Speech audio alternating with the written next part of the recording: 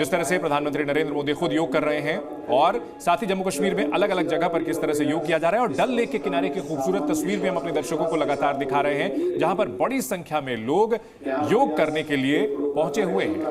बिल्कुल। और खालिद, एक दिलचस्प बात ये भी, क्योंकि हालांकि आपने तमाम बातों का जिक्र किया, कड़ी सुरक्षा व्यवस्था के बीच प्रधानमंत्री पहुंचे और आज सुबह सुबह एक चुनौती और थी, वो मौसम की चुनौती थी।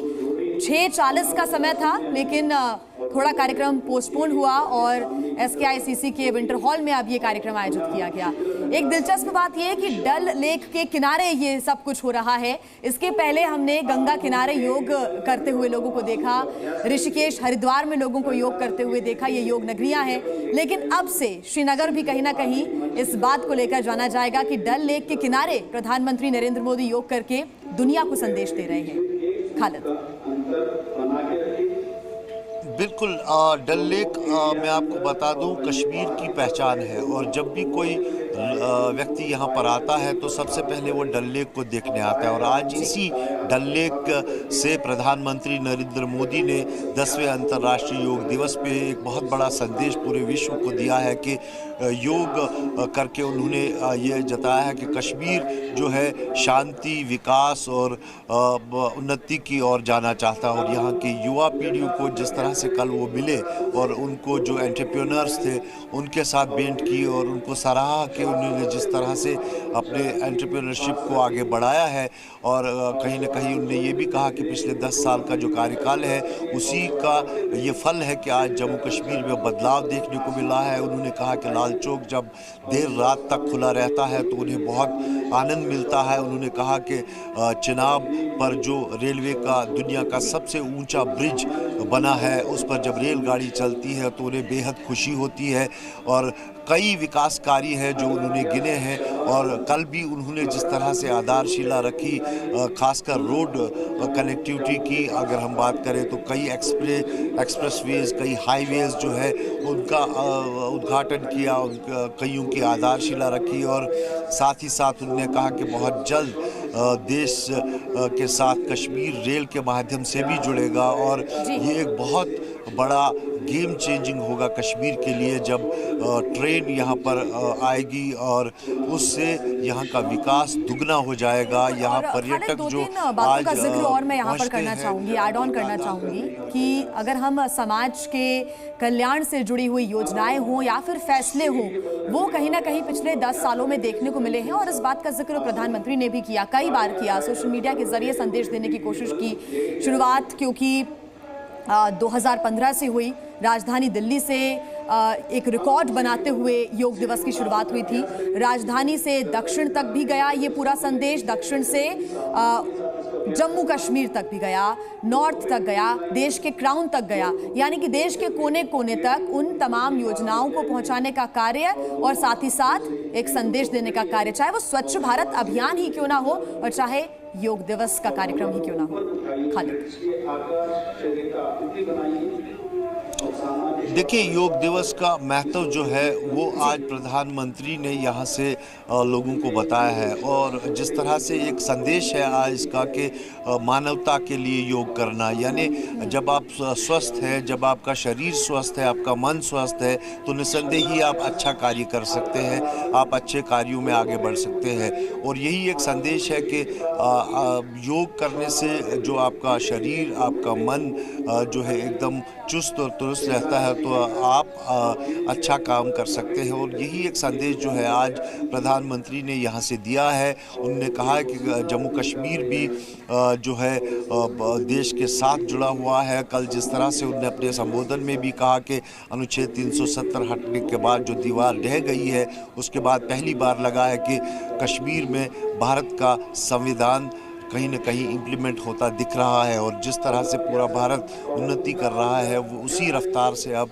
कश्मीर भी उन्नति कर रहा है। उन्होंने यहाँ के खेल में जो बच्चे हैं उनकी सराहना की। उन्होंने कहा कि ट्रेमेंडस टैलेंट है यहाँ पर, और बहुत जल्द हम अंतर्राष्ट्रीय सतह पर जम्मू कश्मीर के युवाओं को खेलते हुए देखेंगे, जिसके लिए हर ज़िले में करोड़ों रुपयों की लागत से इंफ्रास्ट्रक्चर को बनाया जा रहा है।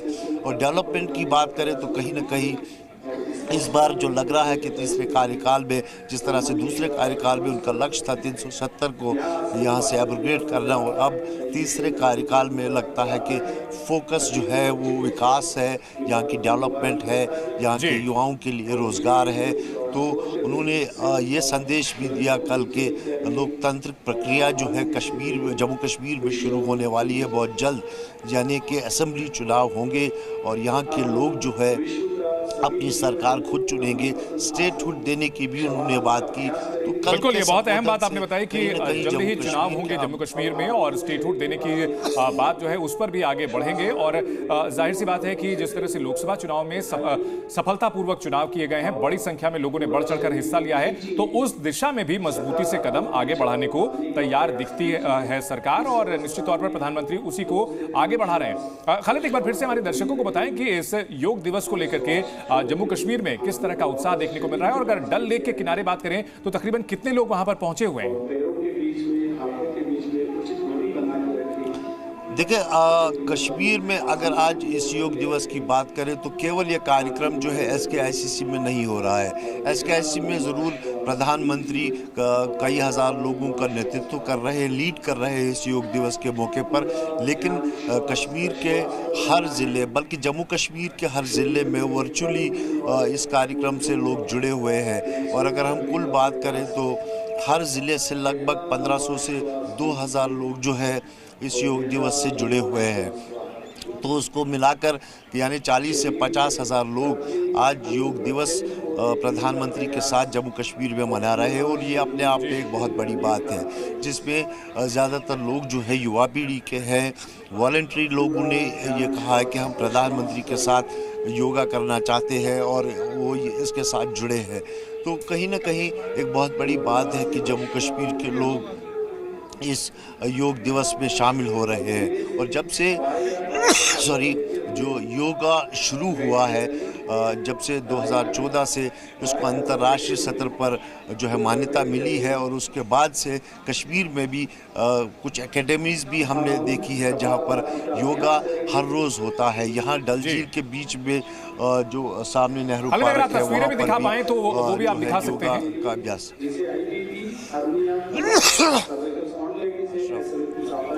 ये जो इस तरफ मैं आपको दिखा दूं, ये मेरे दाएं तरफ से जो नेहरू पार्क है वहाँ पर स्पोर्ट्स सेंटर है, और वहाँ पर विभिन्न स्पोर्ट्स के अलावा जो है योगा का भी अभ्यास जो है हर रोज़ यहाँ पर कराया जाता है। और इसके अलावा कई जगहों पर अगर हम बात करें, इंडोर स्टेडियम है यहाँ पर, वहाँ पर भी योगा की क्लासें होती है, बच्चों को योग सिखाया जाता है।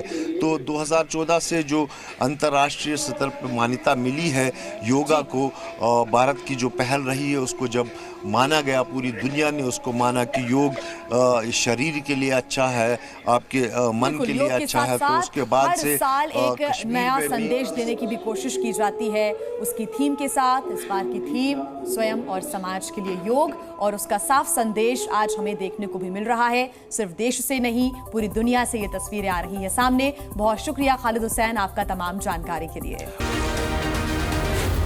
Zee News.